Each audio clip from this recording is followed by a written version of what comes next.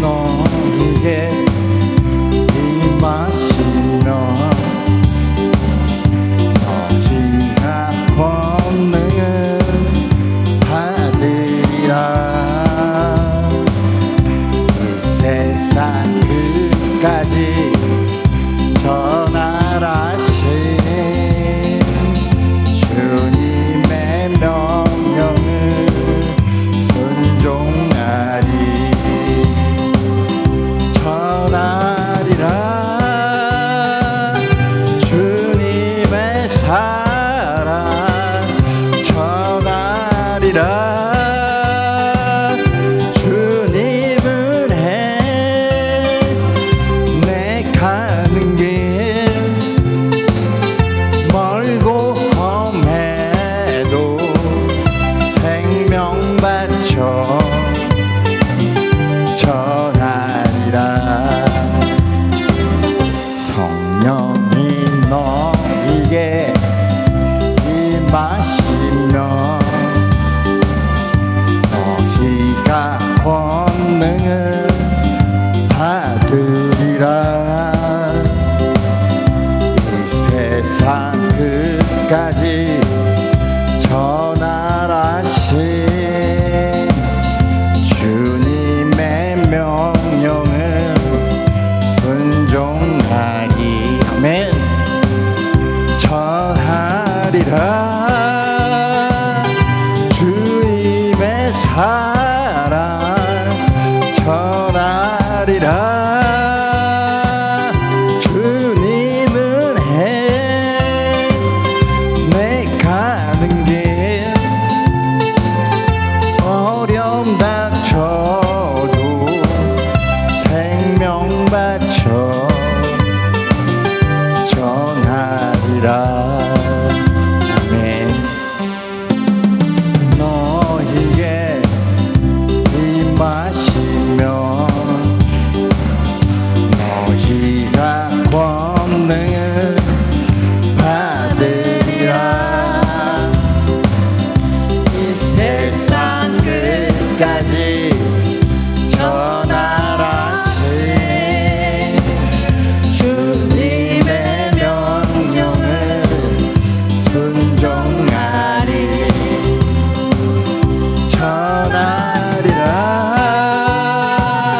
주님의 사랑 전하리라. 주님은 내 가는 길 멀고 험해도 생명 바쳐 전하리라. 성령이 너에게 임하시면 너희가 권능을 받으리라. 이 세상 끝까지 전하라신 주님의 명령을 순종하리. 전하리라. 주님의 사랑 전하리라. 주님은 해 내 가는 길 어려움 닥쳐도 생명 바쳐 전하리라. 아멘. 들으니까 다 찾으셨으면 한 목소리로 합독하도록 하겠습니다. 오직 성령이 너희에게 임하시면 너희가 권능을 받고 예루살렘과 온 유대와 사마리아와 땅끝까지 이르러 내 증인이 되리라 하시니라. 아멘. 할렐루야. 오늘 이 시간까지 오기까지 2달여 시간 동안 말씀을 준비했습니다. 저희 담임 목사님께서 이 영광스러운 자리에 이렇게 기회를 주셔서 감사드리고 하나님께 감사드립니다.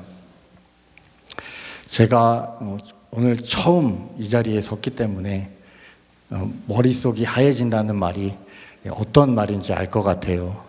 그래서 좀 서툴더라도 집중하셔서 들으셔서 다 은혜 받는 시간이 되셨으면 좋겠습니다. 오늘 말씀의 제목은 그리스도를 증거하는 사명자입니다.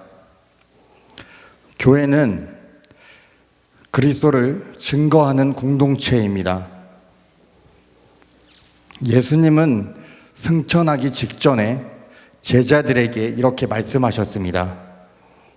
내 증인이 되리라. 이 말씀은 단순한 명령이 아니라 너희는 나를 증거하는 사람이 될 것이다. 그러한 약속인 것입니다. 교회는 건물이나 프로그램이 아니라 예수 그리스도를 드러내는 사람들의 공동체입니다.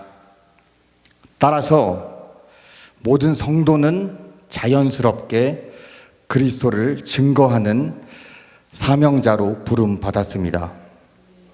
오늘 본문은 어떻게 증거할 것인가? 두 번째, 어디에서 증거할 것인가? 그리고 세 번째, 무엇을 증거할 것인가를 아주 명확하게 보여주고 있습니다. 그래서 오늘 오늘 말씀의 내용의 첫 번째 주제는 그리스도를 증거하는 사명자는 성령의 권능으로 세워진다는 것입니다. 말씀 앞절에 보시면 오직 성령이 너희에게 임하시면 너희가 권능을 받고 이렇게 말씀하고 계시는 것입니다. 오직 성령입니다. 인간의 힘으로는 불가능한 것입니다. 제자들도 예수님과 3년을 함께 했고 심지어 예수님의 부활까지 보았습니다. 그럼에도 그들은 두려워 숨어 있었습니다. 이런 이들을 변화시켜 담대히 복음을 전하는 사명자로 만든 것은 훈련도 경험도 아니었습니다. 그것은 바로 성령의 임재였던 것입니다. 성령이 없으면 말씀은 정보가 되고 전도는 부담이 되고 신앙은 형식이 되고 맙니다. 그러나 성령이 임하시면 말씀은 생명이 되고 전도는 기쁨이 되고 삶 전체가 증거가 되는 것입니다. 제가 2년 정도 남짓한 시간 동안 미용실을 운영을 했습니다. 그래서 미용실을 운영할 동안에 성령님의 내주하심을 제가 맛보았고 저의 삶은 180도로 완전하게 변화되었습니다. 그 당시에 담배도 피고 또 술도 먹고 매일같이 그렇게 노래방에 가서 3시간 동안 막 춤을 추고 놀고 그런 시간도 보냈었는데 어느 날 갑자기 천지 창조의 하나님이 믿어지고 또 예수 그리스도가 이 땅에 오셔서 십자가에 죽으시고 3일 만에 부활하신 후에 승천하시고 우리에게 성령을 보내주시고 다시 오신다는 말씀하시고 떠나신 그 사실이 저에게 완전하게 믿어지는 역사가 일어났습니다. 그 이후에 저는 저의 가치관과 저의 생각과 저의 주관을 모두 다 내려놓고 하나님을 기쁘게 하시기 위해서 첫 번째로 했던 행동이 성경책을 읽는 것이었습니다. 그리고 기도를 하고 교회에 또 수요일 금요일 예배를 챙겨서 예배를 드리고 그 이후에 저는 지금까지도 그렇게 생활을 하고 있는 것입니다. 술과 담배 정말 좋아했었는데요. 제가 이런 생각이 드는 거예요. 하나님이 저에게 은혜를 끼쳐주셨는데 내가 주님을 의지한다고 하면서도 뭐 누구나 다 복 받기를 원하잖아요. 근데 내가 결국에 하나님을 의지하는 게 아니라 내 헛헛한 마음을 담배와 술로 의지하고 그렇게 살았던 저의 모습들이 이건 잘못된 거다. 이건 죄다. 이건 하면 안 된다. 원래 담배를 끊으면 죽기 전까지 참아야지 끊는다고 얘기를 해요. 그래서 그렇게까지 힘든 담배를 끊는 것이 그렇게 힘든데, 그래서 그 시간 저는 이후로 담배를 이건 나쁜 거야, 이건 하면 안 돼 하고 그 이후에 한 번도 담배를 입에 물지 않았습니다. 그래서 하나님께 감사드리고, 그래서 권능은 어떤 우리의 불같은 그 외면에서 보여지는 그런 능력이 아니라 내면의 변화의 힘을 말하고 있는 것입니다. 그래서 성령의 권능은 단순히 외적인 능력이 아니라 마음에서 일어나는 내적 확신의 능력인 것입니다. 죄를 깨닫게 하시고 그리스도의 사랑을 부어주시고 복음의 가치를 가장 귀하게 보게 하시는 것입니다. 그래서 그리스도를 증거하는 사명자는 물론 훈련도 중요하지만 훈련보다 먼저 성령의 역사로 세워지는 사람인 것을 믿으시기 바랍니다. 오늘 말씀의 내용의 두 번째 주제는 그리스도를 증거하는 사명자는 삶의 모든 영역에서 드러난다는 것입니다. 본문 말씀의 중간 부분을 살펴보면 예루살렘과 온 유대와 사마리아와 땅끝까지 이렇게 말씀하고 있습니다. 이 구조는 복음의 확장 지도를 보여주는 것입니다. 하지만 이는 특정 땅만을 의미하는 것이 아니라 우리의 삶의 영역이 넓어지는 순서를 의미하고 있습니다. 첫 번째로 예루살렘은 삶의 가장 가까운 자리를 의미합니다. 예루살렘은 제자들이 살던 곳입니다. 우리에게는 가정과 또 교회와 직장이 예루살렘인 것입니다. 나와 가장 가까운 사람들은 우리가 말하는 것보다도 우리가 그것들을 말하고 실천하는 저의 삶의 전체의 모습을 가장 정확하게 보는 사람들입니다. 그래서 우리가 주변 사람들에게 부드러운 말과 용서하는 태도와 겸손한 자세와 정직함과 성도의 품위를 지켜나가는 것, 가까운 사람들에게 이것을 지켜내는 모습이 곧 그리스도를 증거하는 사명자의 모습입니다. 두 번째, 유대는 영향력의 확장을 의미하고 있습니다. 그 유대는 예루살렘보다 넓은 영역입니다. 그래서 우리에게는 사회와 또 지인들과 또 이웃과 또 직장 전체가 여기에 해당됩니다. 고린도전서 10장 31절 말씀을 살펴보면 먹든지 마시든지 무엇을 하든지 다 하나님의 영광을 위하여 하라. 아멘. 이렇게 말씀하고 있는 것입니다. 그래서 우리의 성실함과 관계의 신뢰를 쌓는 것이 예수님을 드러내는 강력한 증거가 됩니다. 세 번째, 사마리아는 여기서부터 이제 저희의 시험이 시작됩니다. 불편한 대상에게도 다가가는 용기를 의미합니다. 사마리아는 유대인이 피하던 지역입니다. 그래서 오늘 우리에게 사마리아는 나와 갈등이 있는 사람, 그리고 내가 미워하는 사람, 나에게 상처 준 사람, 또 복음을 거부하는 사람들을 나타냅니다. 그러나 예수님은 말씀하셨습니다. 마태복음 5장 44절, 너희 원수를 사랑하며 너희를 박해하는 자를 위하여 기도하라. 우리가 사랑까지 행동으로 옮기기가 쉽지가 않습니다. 그러나 분명한 것은 우리는 우리를 미워하고 우리가 미워하는 사람들에게도 분명히 기도는 할 수 있다는 확신이 있습니다. 우리에게 성령이 있다면 아무리 우리가 미워도 싫어도 답답해도 이해가 안 돼도 그들을 위해서 우리는 기도할 수 있는 것입니다. 그래서 우리가 사랑하기 어려운 사람에게 다가갈 때 우리는 진짜 그리스도를 증거하는 사명자가 되는 것입니다. 마지막으로 땅끝은 복음이 아직 이르지 않은 모든 곳을 의미합니다. 땅끝은 지구상의 마지막 지역만을 말하지 않습니다.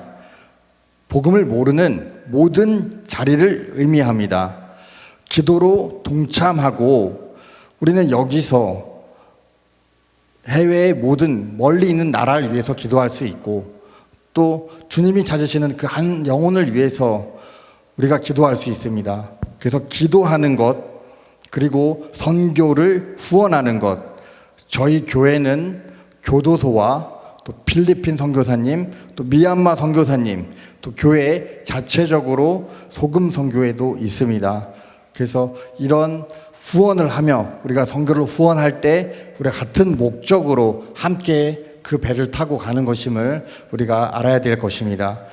가까운 이에게 또 복음을 전하고 또 내가 있는 자리에서 주님의 이름을 드러내는 것, 이 모든 것이 땅끝 사명에 참여하는 길입니다.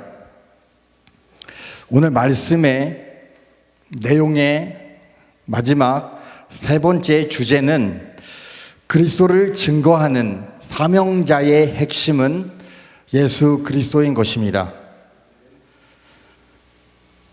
증거의 중심은 나의 경험이 아니라 예수님인 것입니다. 물론 간증은 중요합니다. 그러나 간증은 복음을 증거하기 위한 수단이며 진짜 복음은 예수님께서는 누구이신가? 예수님께서는 무엇을 하셨는가입니다. 예수님의 성육신, 예수님의 십자가의 대속, 예수님의 부활, 예수님의 승천, 예수님의 다시 오심, 이것이 우리가 전해야 할 복음의 핵심인 것입니다. 복음의 중심은 십자가여야만 합니다. 초대교회 설교는 모두 십자가 중심이었습니다. 바울은 말합니다. 고린도전서 2장 2절, 예수 그리스도와 그의 십자가에 못 박히신 것 외에는 아무것도 알지 아니하기로 작정하였다. 아멘. 이렇듯 십자가를 전할 때 복음이 전해집니다. 십자가 사건을 통하여 우리는 하나님께로 가는 길이 열리고 또 우리의 죄를 사하신 주님의 은혜를 알고 영원한 생명을 얻은 천국 백성이 되었으며 사단의 사망 권세에서 예수 그리스도의 십자가의 승리로 인하여 우리에게 땅끝까지 복음을 전하라는 사명을 주신 것입니다. 십자가는 복음의 중심입니다. 주님의 목적은 영혼 구원과 그리스도의 영광 나타냄입니다. 전도의 열매는 하나님이 거두십니다. 제가 이 부분에 대해서 짧게 간증의 말씀을 드리도록 하겠습니다. 제가 하나님을 알고 미용실에서 정말 많은 손님들에게 복음을 전했습니다. 저는 그게 복음인지도 모르고 그냥 하나님 이야기, 예수님 이야기, 성령님 이야기, 우리 삶의 주권을 내려놓는 이야기, 여러 가지 그런 이야기들을 많이 했는데요. 어느 날 제가 많이 전하다 보니까 막 이런 말들이 있잖아요. 이것은 북한의 김정은이 복음을 들어야 된다. 그래야 우리는 이 한반도는 복음 통일이 되는 건다. 이런 말들을 많이 했었거든요. 근데 이렇게 말을 하면서도 사람들은 나는 산에 가서 불교에서 불공 드리는 게 좋아. 내 마음이 너무 편해지고 또 향 냄새도 너무 좋아. 이런 사람들도 있고 또 삶의 여러 문제를 바라보고 해결하려고 애를 쓰는 그런 모습들, 돈 때문에 또 사람들의 관계 때문에 힘들어하는 사람들을 위해서 저는 예수님이 내 안에 오시면 우린 변할 수 있다. 우리가 새로 거듭난다면 옛것을 버리고 새 옷을 입으면 분명히 우리가 지금 삶에서 느껴지는 이 모든 문제들을 해결받을 수 있다라고 저는 정말 많이 얘기를 했습니다. 그래서 그렇게 얘기를 하는데 어쨌든 사람들은 받아들이지 않는 겁니다. 그래서 제가 너무 우울해지더라고요. 너무 그게 힘들더라고요. 나는 내가 변한 걸 내가 알고 같은 상황에서 분명히 내가 화가 났던 상황인데 예수님은 십자가에서 죽기까지 하셨는데 나는 이것 하나 참지 못하네. 이러면서 기도하고 주님의 말씀을 묵상하고 그러면서 그 시간들을 보냈는데 안 변하는 사람들을 보면서 너무 힘들어서 저희 목사님께 말씀드렸죠. 목사님, 저 너무 힘들어요. 김 집사님, 왜 힘들어요? 사람들이 제가 복음을 얘기해도 변하질 않고 그 말이 마음에 들어가지 않고 좀 변하지 않는 게 너무 답답하고 힘들어요. 이거 제가 미용실에서 머리를 하고 그렇게 하고 있는데 이게 과연 이렇게 계속 얘기하는 게 맞아요? 저 너무 힘든데. 그랬더니 목사님께서 김 집사님, 그건 집사님의 영역이 아니에요. 집사님은 말을 할 뿐이고 그 안에서 변화를 시키신 거는 하나님이라고.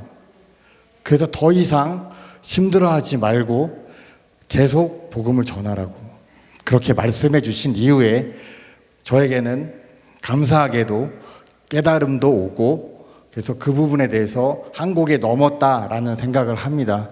그래서 영적인 생활을 하면서도 우리가 분명히 도움을 받아야 되는 대상이 있어요. 나 혼자서는 잘못된 길을 갈 확률이 정말 높습니다. 왜냐하면 우리가 육적으로 살다가 영적인 생활을 하다 보면 그 다른 것들이 굉장히 분별해야 되는 것들이 굉장히 많은데 우리가 스스로 할 수 있는 건 없다고 보시면 됩니다. 물론 성령님을 의지하면 되지만 그조차도 분명히 우리 앞서서 이렇게 신앙생활 하신 분들께 도움을 구하시기를 바랍니다.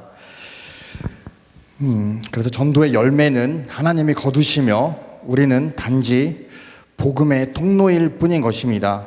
그래서 사명자의 목표는 사람을 감동시키는 것이 아니라 예수 그리스도의 이름을 높이는 것입니다. 우리의 목적은 하나님을 영화롭게 하는 것입니다. 꼭 잊지 마시기 바랍니다. 그래서 어둠 속에 들어간 한 광부에 관한 짧은 예화 하나 말씀드리도록 하겠습니다. 광산에서 사고가 났습니다. 한 광부가 친구를 구하기 위해 어두운 갱도로 로프를 묶고 내려갔습니다. 사람들이 말렸지만 그는 말했습니다. 저 안에 내 친구가 있습니다. 어두워도 위험해도 저는 들어가야 합니다. 하고 친구를 구하러 갱도로 들어갔습니다. 예수 그리스도를 증거하는 사명자도 어두운 세상 속으로 들어갑니다. 왜냐하면 그곳에 주님이 사랑하시는 영혼이 있기 때문입니다. 우리도 복음을 전할 때 어떤 시련과 어려움이 와도 끝까지 견디며 전할 수 있는 저와 여러분 되기를 소망합니다. 사명자로 살아가기 위한 4가지 실천 적용점에 대해서 말씀드리도록 하겠습니다. 첫 번째, 매일 복음을 마음에 새기자는 것입니다. 복음이 내 안에 먼저 살아 숨쉬어야 그리고 흘러 넘쳐야 다른 사람에게 전하게 되는 것입니다. 두 번째, 예루살렘에서 먼저 실천하자는 것입니다. 가장 가까운 가족과 성도와 직장 동료들에게 작은 순종의 실천을 시작해 보시기 바랍니다. 세 번째, 마음속에 사마리아를 위해 기도하자는 것입니다. 사랑하기 어려운 사람을 위해 기도할 때 복음의 능력이 나타납니다. 주님께서 가장 바라는 것입니다. 네 번째, 매주 한 사람에게 복음 한 문장을 전하자. 꼭 한 주가 아니어도 한 사람이 아니어도 됩니다. 간단하게 예수님은 당신을 사랑하십니다. 하나님은 당신을 포기하지 않으십니다. 이 작은 한 문장이 씨앗이 되어 주님이 찾으시는 한 영혼을 살립니다. 결론입니다. 성령이 임하시면 우리는 그리스도를 증거하는 사명자가 되는 것입니다. 예수님은 증인이 되라가 아니라 증인이 되리라고 말씀하셨습니다. 이는 명령이 아니라 약속입니다. 성령님께서는 약속하신 것을 반드시 이루십니다. 성령이 임하시면 약한 자가 강해지고 두려운 자가 담대해지고 침묵하지 않고 입술이 열려 복음을 전하고 삶 전체가 복음을 증거하는 사명자가 되는 것입니다. 오늘 우리의 삶이 예수 그리스도를 증거하는 사명자의 삶이 되시길 소망합니다.